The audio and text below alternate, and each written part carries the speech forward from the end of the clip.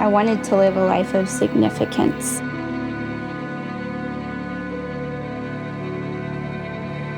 And I've always been driven by what is most significant.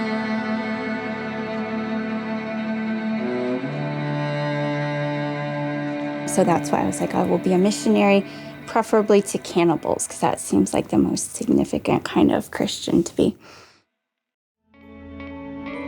I am Emily Padula, Chief Strategy Officer at Hill Country Memorial. We are a health system in Fredericksburg, Texas. In 2007, the hospital realized when they looked at hospital rankings that they were in the 49th percentile, so just below average in the nation. And they said performing just below average is not going to make us sustainable. We will not be here for future generations if we're a below average hospital. Hey. I came to the organization in 2011 and was a big part of identifying the core pieces of who we are and making sure that those are fully deployed throughout the organization, that everywhere we have that same strength of culture, that same high level of patient experience and safety. And so over the years, that persistence has led to performance in the top, now 1% of the nation on that same indicator, or 99th percentile. In 2014, we won the Malcolm Baldrige National Quality Award. The award is for the highest performing organizations in the United States. Our mission is remarkable always, which for us means that we will perform in the top 10% of the United States on every single indicator. And we're nearly there on almost everything, but we're still working at it. I had a sense that the most important Christians were missionaries and people who were, I don't know, in orphanages or something like that. I grew up in a religious tradition where there weren't many options for what women could do. And so I'd always thought I needed to get to the mission field and save some people from some bad thing, and that'll make me a good Christian. And so my job felt sort of like a side thing or not really important in my faith. My friend who's a realtor said she was trying to evangelize people being a realtor, and I was like, that's great, but if you're my realtor, can you find me a good house? I had a mentor at the time, and I heard about the miracles of Jesus and how many of them were healing the sick. At some point, that person was going to die anyway, but he still valued their wholeness, their physical health, and what I do fits in helping to push back against death and brokenness and disease and things like that, to be part of that force of the kingdom that's saying, no, we're not okay with the brokenness of the world. And before, I would go to the Lord and ask for help to behave well. And now I realize I'm Chief Strategy Officer, but he's way better at being a Chief Strategy Officer. He has an incredible healthcare skill set. He knows my work, knows it intimately, cares about it, and I'm part of something that matters. My husband and I, when we meet with younger people, help them to see that their job actually matters to God.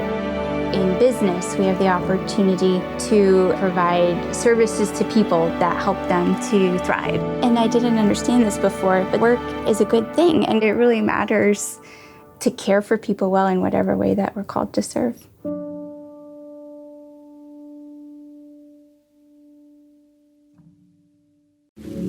My husband is a general contractor, and he owned a company with my dad and my brother. But when the 2008 recession hit, that company didn't survive.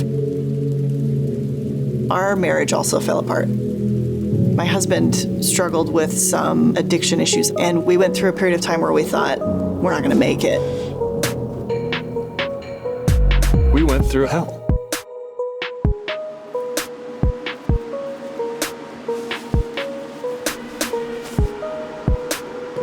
You know, I did some pretty unholy things.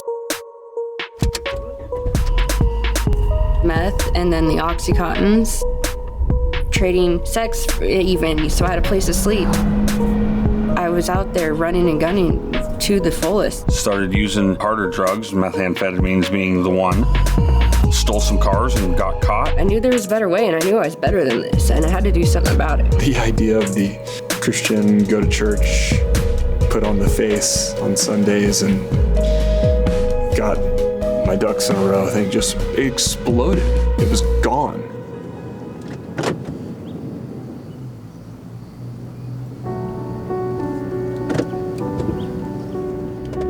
Then God really got a hold of him, and he committed himself every day to me and to our daughter and to a lot of counseling and spiritual work and to saving our family and putting us back together.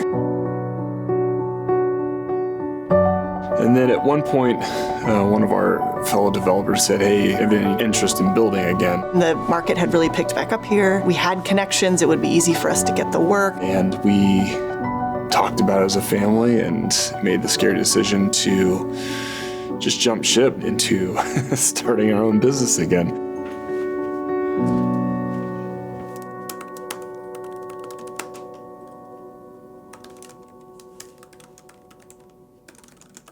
And when we started, we put out a job posting to hire laborers, and those gentlemen came and worked with Brady on the sites. He was like, these guys are great. I love them. They work so hard. How you doing?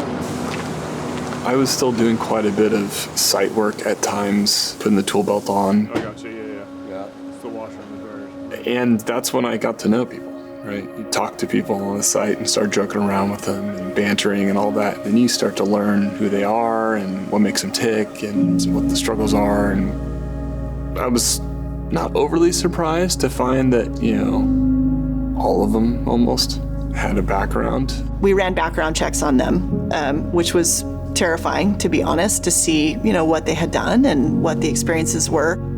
I grew up in an environment where I was very sheltered. I did not have exposure to people from places of brokenness and lack of opportunity and poverty and destruction.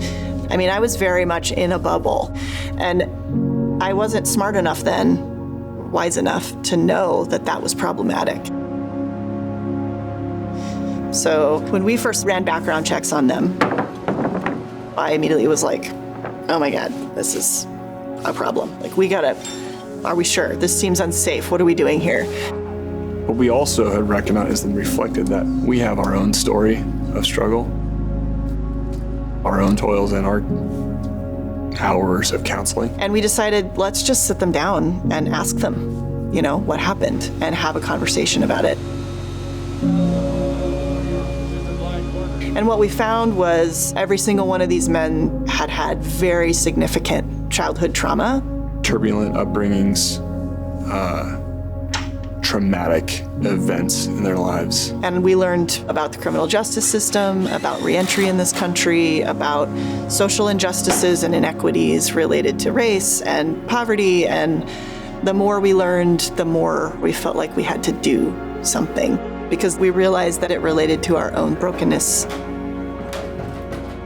At that point, Square Peg became not just a construction company, it became a tool for providing jobs and access to opportunity for people who we felt really needed it.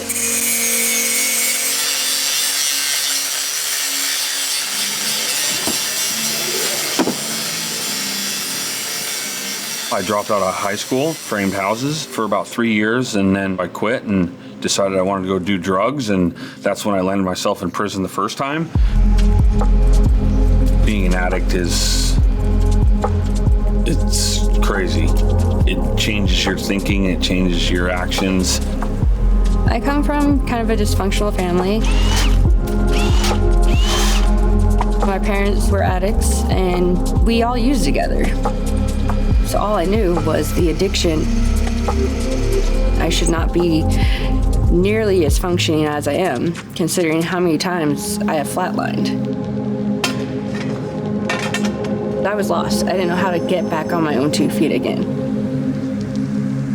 I just knew I just needed that fresh start, a decent paying job, because I was used to that fast money, and I needed something that was going to cover me for a minute, not some minimum wage job, because that would lead me right back to hustling whatever again, if not right back out to a relapse.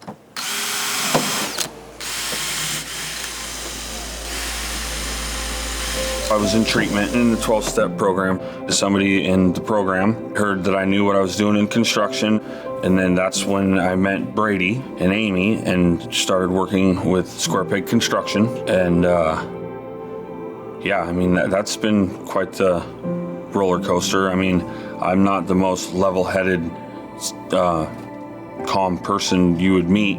And so, I mean, I've probably quit 15 times and been all the way home, and they always call and talk to me, and you know, I value their company and they value my skills and me as a person, and I'm still here. It'll be 5 years in November.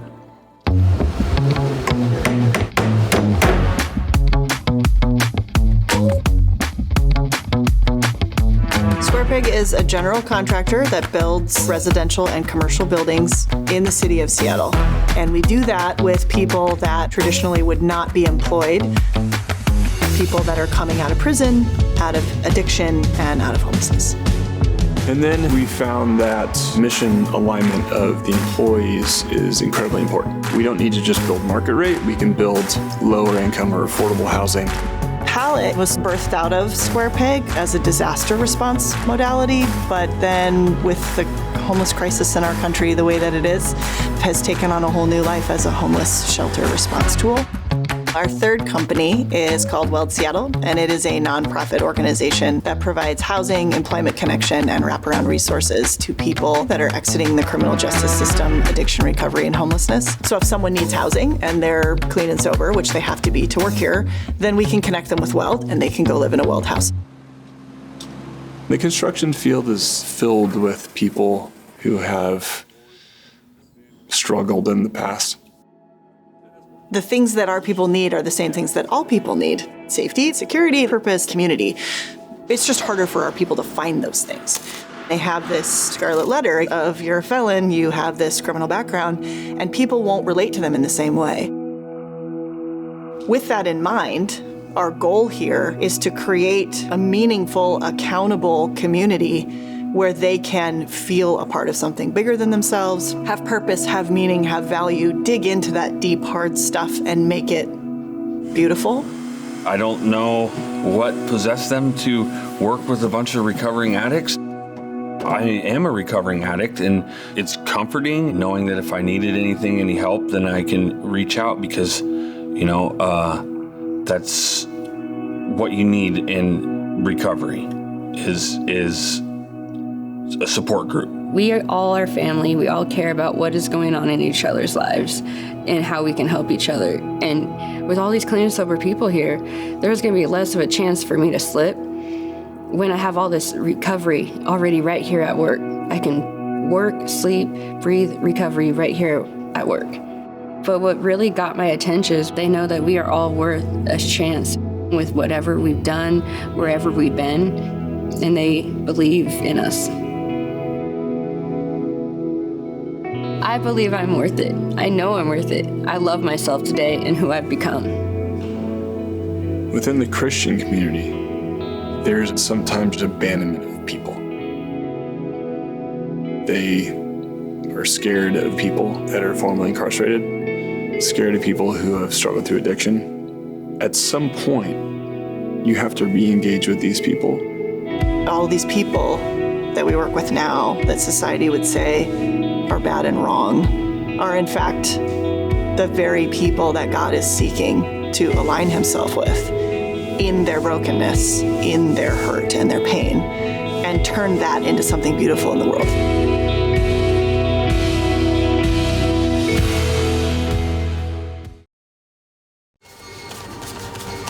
Banking is a business of risk. In risk is always linked to fear. You've given somebody some money and now you have this fear. Will he pay me back or not? Will he pay the bank back? But at Guardian Bank, we've gone to the extent of saying we are a bank of hope rather than fear.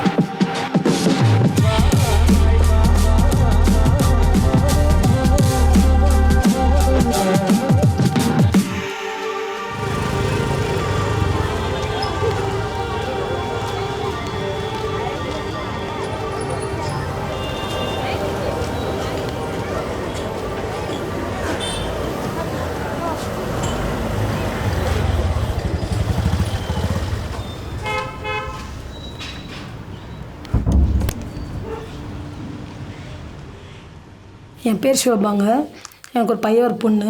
எனக்கு husband tiles வேலை செய்கிறாங்க. House keeping தான் வேலை செய்கிறாங்க. பெருக்கிறது, துடைக்கிறது, toilet clean பண்ணுறது அதெல்லாம் பண்ணுறேன்.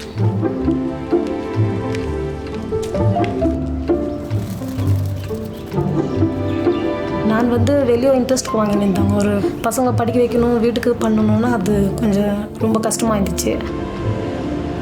Money lending is the world's second oldest profession. It is a very common practice in the informal sector in India for people to borrow money and then the lender tells them, all you have to do is just pay me back the interest. And the interest is quoted as a percentage point per week or per month. And very often the borrower is not able to do the math to realize what this translates into. வெளியில வாங்கிருந்தோம், இன்ட்ரெஸ்ட்க்கு வாங்கிருந்தோம். நான் வீட்டுக்கு போகும்போது ரொம்ப people who work as cleaners in an office, their salaries may not be very high, but they also have credit needs.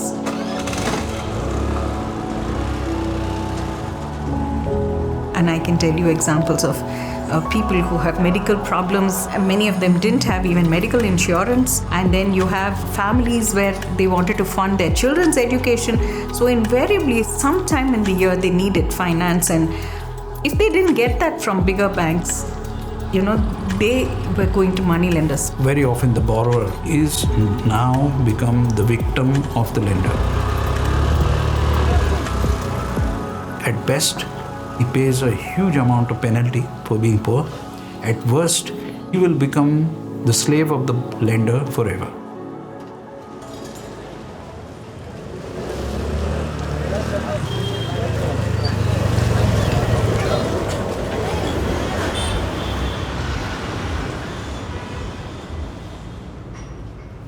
Normally in other banks would be, you bring your income statement, you bring certain documents. So unless you had certain salary, you were not able to avail that credit facility from a bank. So Chairman did want to create a bank where finance would be available, credit would be available for even these type of people.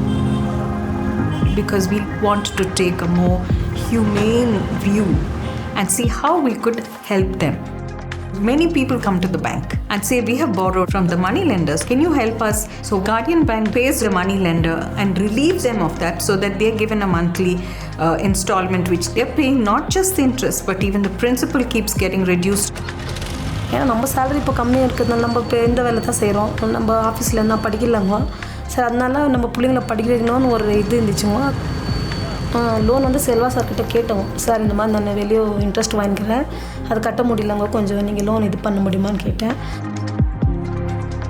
அந்த experience நல்லா தான் இருந்துச்சுங்க. ஏன்னா last time கேட்ட உடனே எங்களுக்கு ஒரு வாரத்தில் கெட்டுச்சு இல்லைங்களா, அது ரொம்ப ஹாப்பியாகுது.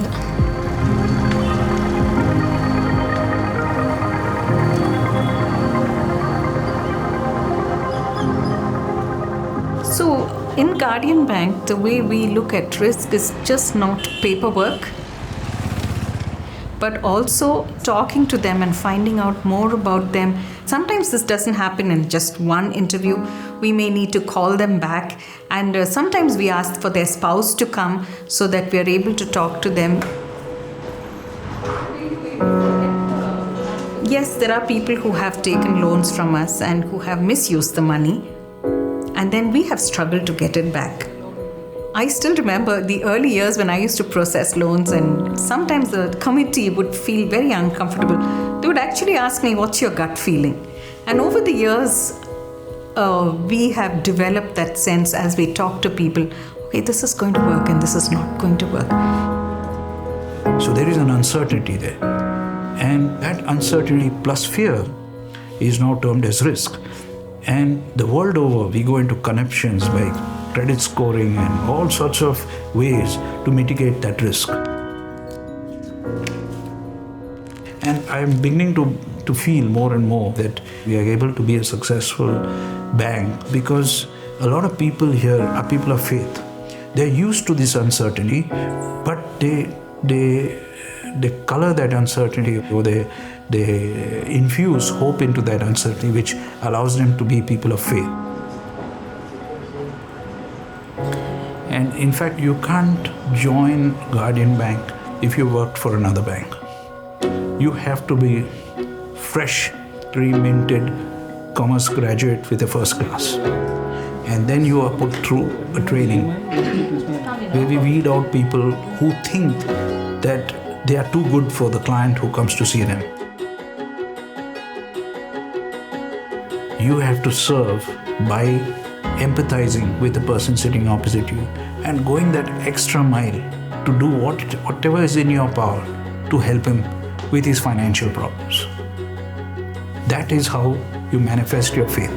We've gone to the extent of saying this is like a vocation, not an occupation or a profession. You have not found Guardian Bank. Guardian Bank has found you. I know that we definitely have made a difference in thousands of people's lives. Enable them to come out of debt and change their entire lifestyle and change their economic status too.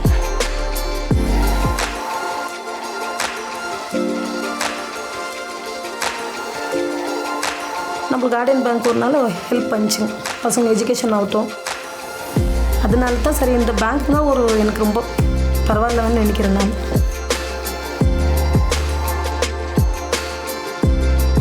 There is always uncertainty, and with that uncertainty there is hope, and therefore there is faith. The faith is that over the past 20 years we have built a culture of people who are deeply ingrained with this belief that they are here to serve.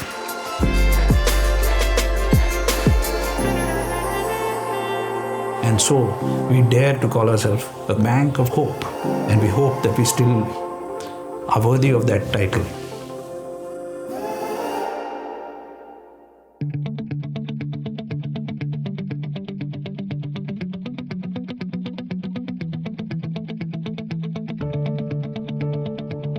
Business, just by virtue of how many people's lives are dictated by their experience in business, has an outsized impact on the shape and flavor of the world. If you think you're being called to business, it's a key piece of what God is trying to do in the world, what God wants to see done in the world. I clearly had the opposite message in church growing up. The people that had callings were pastors and missionaries. And I recall one time in particular, as a young boy, there was a big celebration when a gentleman decided to quit his job and go to seminary, and he was a business person, and there was a celebration. I mean, literally pictures of angels dancing in heaven, right? That somebody had left their worldly work to go to seminary and enter professional ministry. We've been taught in one way to think about ministry and business as separate. And because we understand that God is a trinity of beings and in God's self is relational, and He's made us to be relational people, and business is a medium of relationships, I think we ought to be paying attention to that in the church. I'm grateful that here at SPU, Seattle Pacific University, that this group pays attention to that and the deep theological integration of bringing faith and business together. But what does my faith actually say and speak into these places of work? One of the films that I really felt resonated with that idea was I Have a Bean. And it's a powerful story about seeing and recognizing and calling out humanity in people where that's kind of been taken away in our society. And I remember thinking, I want to walk into my workplace and see the humanity in every person that I interact with, and has had a huge impact on the way that I approach my work.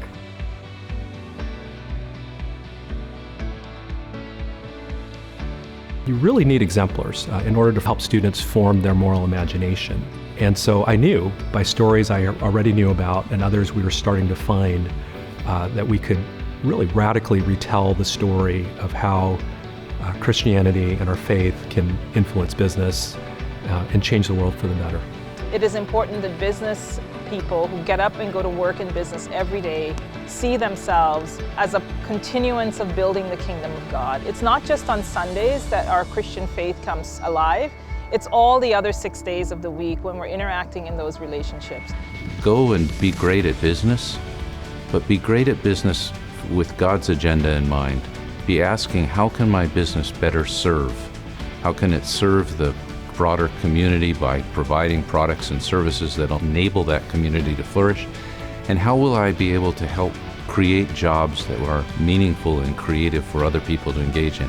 If you take those things away and apply then the underlying business skills, not only I think will you be very effective in business, but I think you will be very effective at advancing God's kingdom through business.